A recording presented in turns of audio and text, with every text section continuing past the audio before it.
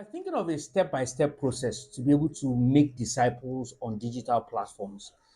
I have a five-step process that I came up with, in my desire to be able to simplify things and to know how to do it effectively as an individual and also as a ministry. Came up with this five-step process. It's similar to what the EDM has, which is the EDM framework for making disciples. I got to discover that it was similar when I started interacting with Jeffrey and some of the guys. But this is my five-step process. It starts with um, interacting with a crowd. Your crowd is your audience, is your target audience. And then the next step is connecting with people. It's the one I call come and see. It's a way to tell people, come and see what's going on here. It's an invitational model where you're trying to attract people to get involved in whatever it is that you're doing, to catch their attention enough for you to be able to disciple them. The third thing is community, which I call come and be or come and belong. The idea is to invite people into a space where they can interact with others, where they can be transparent, where they can learn accountability, where they can grow in their fellowship and relationship with Jesus and be able to interact with others. And then you now go to the next step, which is a deeper step, which is what I call committed. And the committed part, what you are doing is you are calling people to come and do.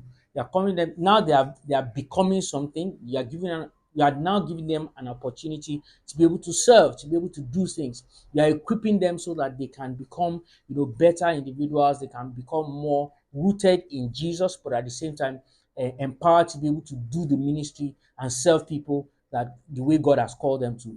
And the final part is being commissioned, which is the go and do, where you are releasing people into action. So there are five steps, five simple steps. The first is crowd, and then the next is connect or connections. The third one is community. The fourth one is committed, and then the last one is commission. So you are calling people, you are reaching your target audience, you are inviting them to come and see, and then you are asking them to come and belong or to come and be, and then eventually you are giving them the come and do, where you are equipping them, and then eventually you are releasing them to go and do.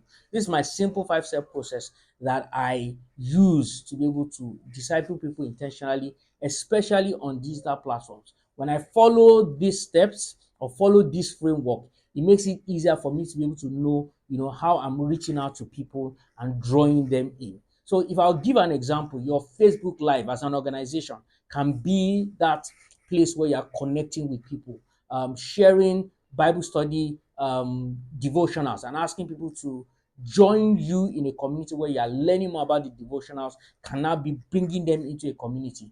You've shared excerpts from your sermons to them. That's the connection point. And then you're asking them to join a community. When they join that community and begin to interact, you can begin to push another level of commitment where you're asking them that would they like to be equipped towards ministry or discover their ministry.